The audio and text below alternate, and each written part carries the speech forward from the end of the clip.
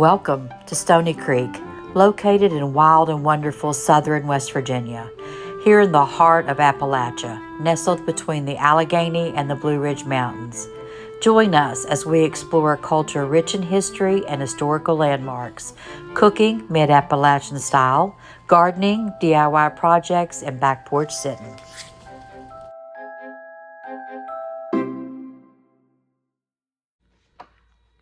Okay, y'all. I thought we would try a cauliflower salad today. My family loves it. My girls do. So, and Tim loves it. So we're going to have that today with some grilled pork chops. Don't that sound good? Oh, it sounds so good to me. So y'all stay tuned. Okay, you start making the cauliflower salad by frying us some bacon. So we'll fry that crisp so that we can crumble it into our salad. Okay, I've washed my head of cauliflower and I'm taking the core of it out. I don't need that or want that in my salad. So we'll take that out. Pull off these leaves. Oh, this has a piece on it.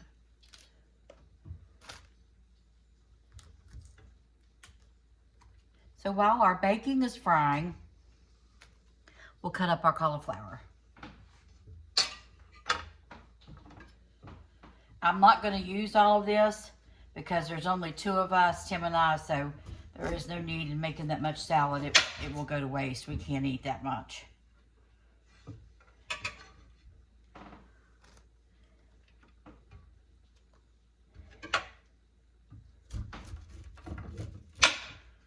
Okay, let's see how much this makes us.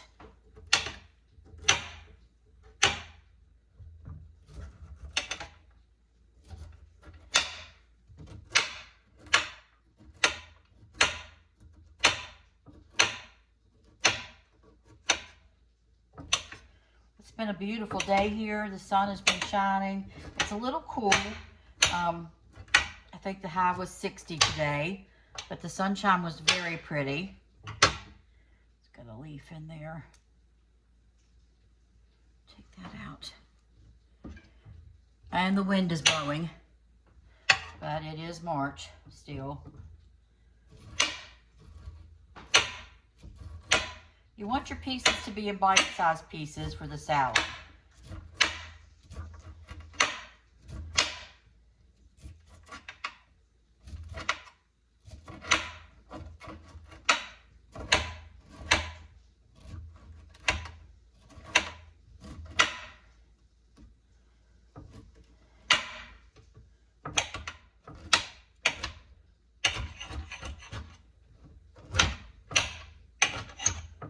And I think that's going to be enough for Tim and I to make a salad. By the time you add everything else that goes in it, it will be plenty.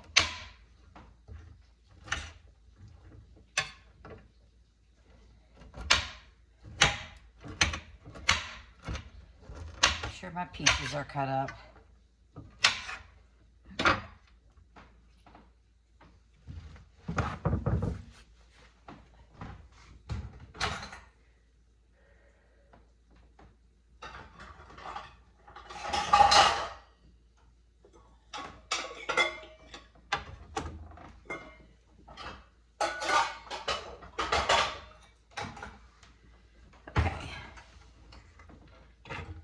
So our cauliflower is chopped up. Check on our bacon.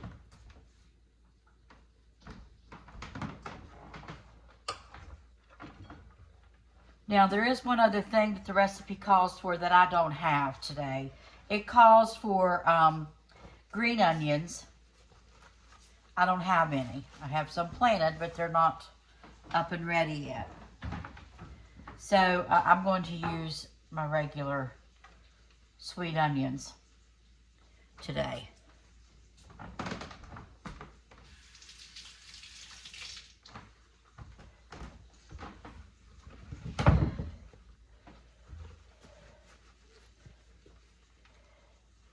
My daffodils are blooming in the yard. I don't have any tulips. Every time I plant tulips, the deer eat them.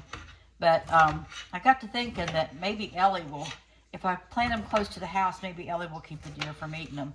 I may get some this fall and plant some. I haven't decided.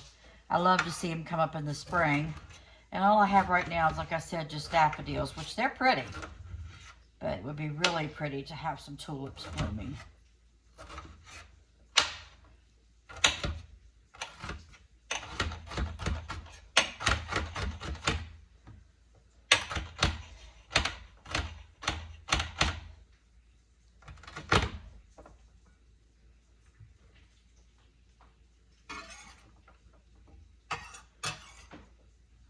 Green pepper. I think we need a little bit more.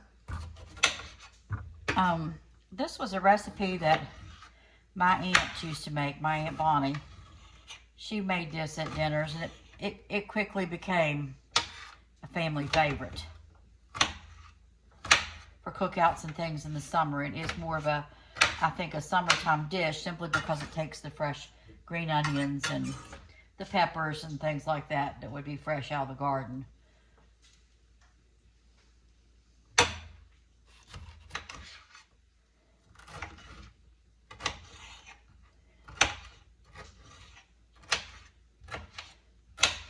Okay, I think that might be enough green pepper.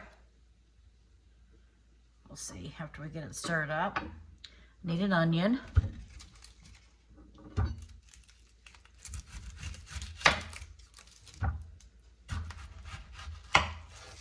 I have heard of some people doing a similar recipe to this, but they use broccoli, I think. It's similar. It's not exactly like it. It calls for bacon and some other things in it as well. But raw broccoli tends to hurt my stomach, and it just doesn't agree with me. I can eat it cooked, but I can't eat it raw. So, like I said, this was a recipe that my aunt started making many years ago. She's now no longer with us, but when we were growing up, and the boys, my brothers, both went into the Air Force, so I can remember that we had some family cookouts for them before they left for the service. And it was in the summertime, and this was everybody's favorite salad dish, and it is very good.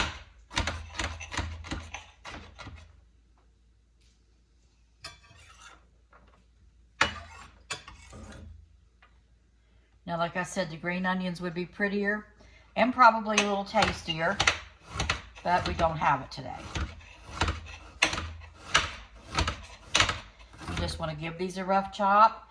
Do not have to be, diced a certain way or a certain thinness. It's just bite-sized chunks for your salad. So there's our onion, our green pepper, our cauliflower. Now, and I think we're going to need a bigger bowl. I don't think I got a big enough bowl. So let me see. It takes cheese and bacon, and then we'll make the dressing. So I'll be right back. Okay, so we're going to add cheese. And as you can tell, I'm not measuring. I've made it so much that I just do it by eye. You can judge. If you like more cheese or more green pepper or anything like that, you can just add it.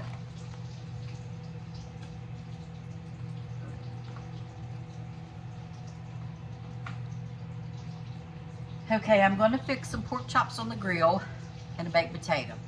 So, I need to wash my potato and get it ready to go in the oven. Try to use the big ones. Boy, that's a big one.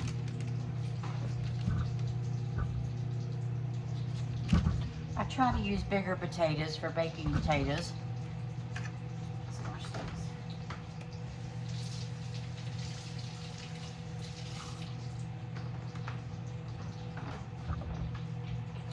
Now I'll take a fork so that they can steam and not burst. I have had them burst in the oven on me. That's no fun. That's a mess to clean. Really is. We'll get these in the oven.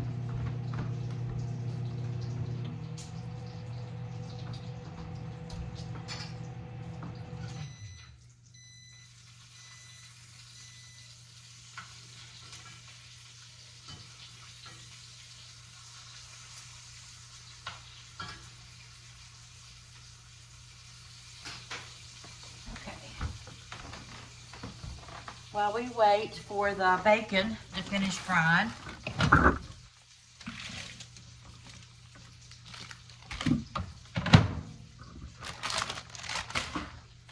we'll go ahead and make our dressing. Let me bring it down a little bit for you.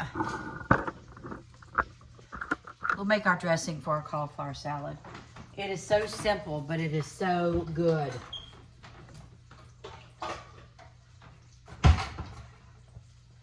Okay, so what we want is we want some mayonnaise, a good quality mayonnaise, which I use Hellmann's, and we're going to add sugar.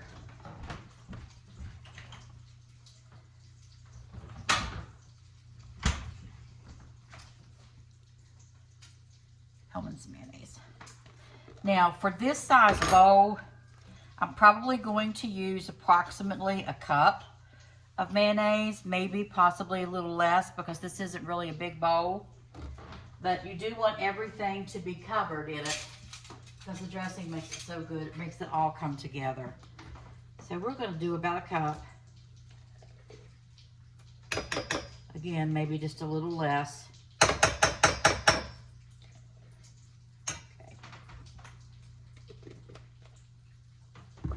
And now we're going to add some sugar. And now this is going to scare you a little bit. Oops, I made a mess. I use just about the same amount of sugar as I do mayonnaise. Slightly less. So let's start with that. Stir it up. Stir it up.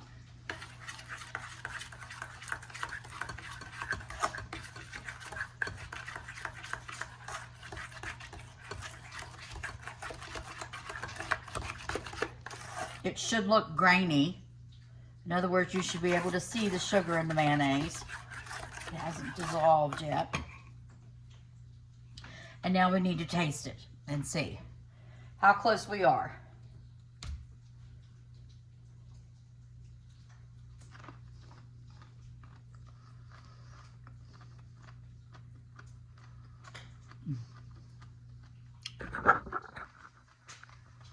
No.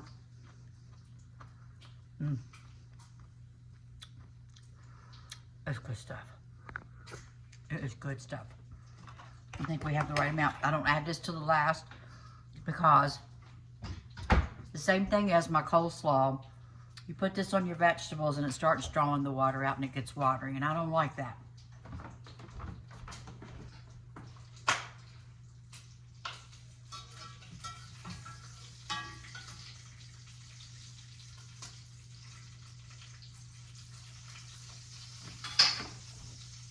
Okay, your bacon is almost done.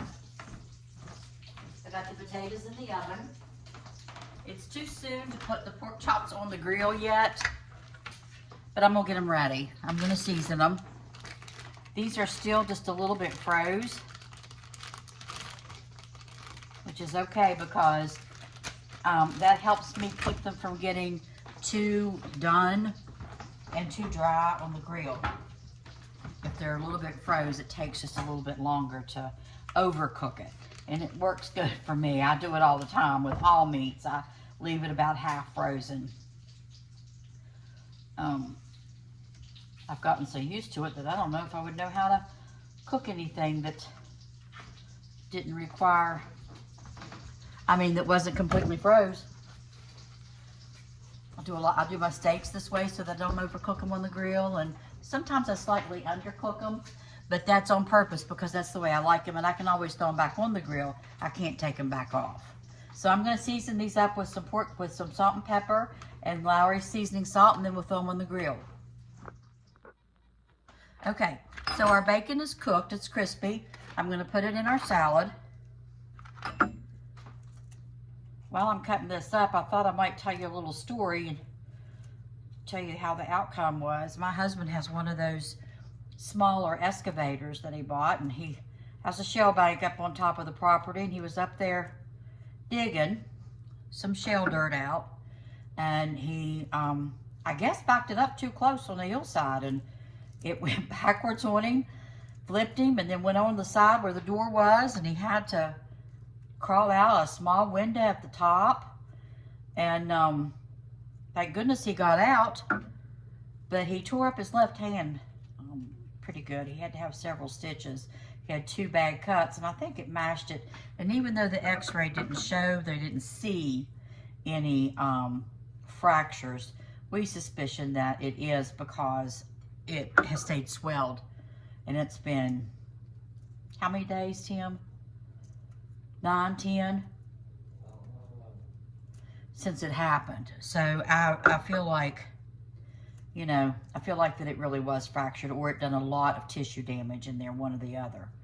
But thank goodness he wasn't hurt worse than that. I mean, that could have been a very devastating accident. It could have hurt him severely, and I believe the good Lord was with him because, like I said, he just has 2 cuts on his left hand.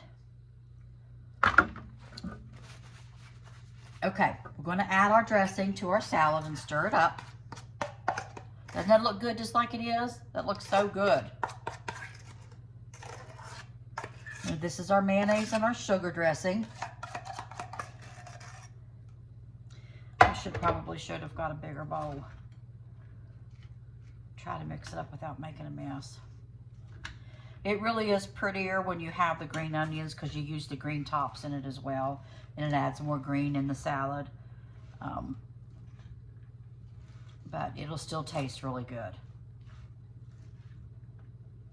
Like I said, if you like more of one thing than you do the other, you know, you can add as much as you want, really, of the green pepper or the onion or the bacon or the cheese.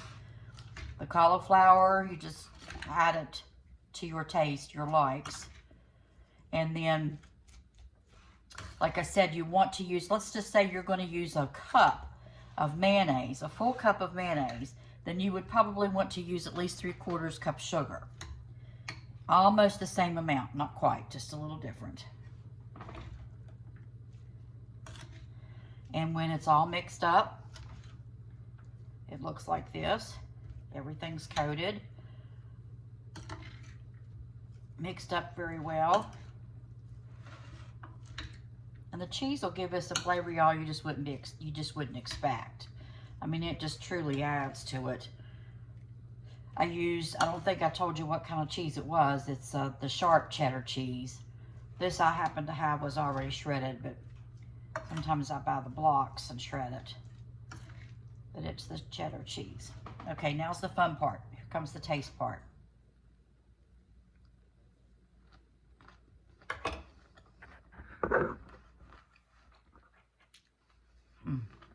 Delicious. You have to try this. Really good. Okay, this is Tim's left hand.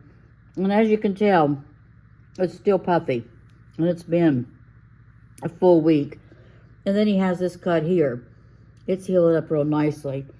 I didn't see any bruising, but I feel like he does have a small fracture in here somewhere. I really do.